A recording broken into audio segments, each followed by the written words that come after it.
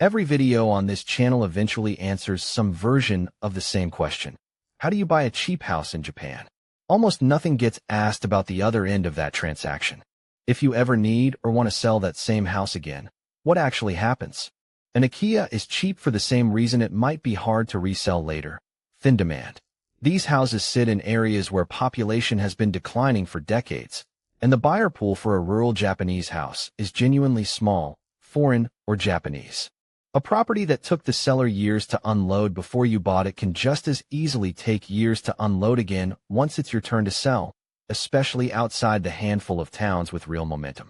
Japanese buyers overwhelmingly prefer homes built after 1981, the year the country's current seismic building code took effect, and most Akiya on the market today predate it. That single date matters more to local resale value than almost anything a renovation can fix, because it is a code compliance line, not a cosmetic one.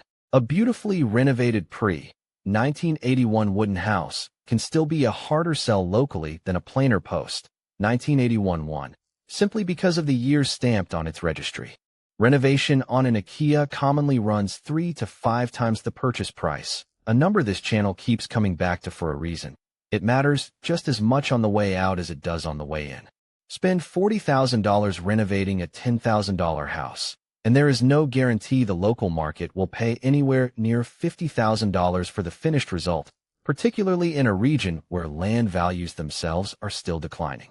The money goes into making the house livable for you. It doesn't automatically come back out at resale.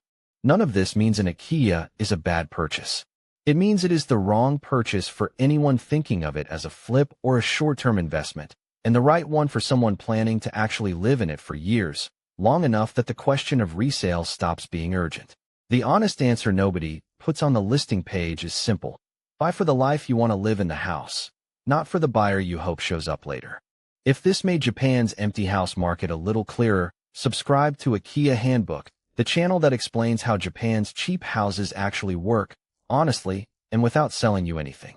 There is also a free guide waiting in the description, the Akiya Buyer's Starter Guide, How to Buy a Cheap House in Japan Without Getting Burned. 11 chapters on the truth about so-called free houses, the hidden costs, and who should not buy. No hype, and completely free. The link is below. Thanks for watching.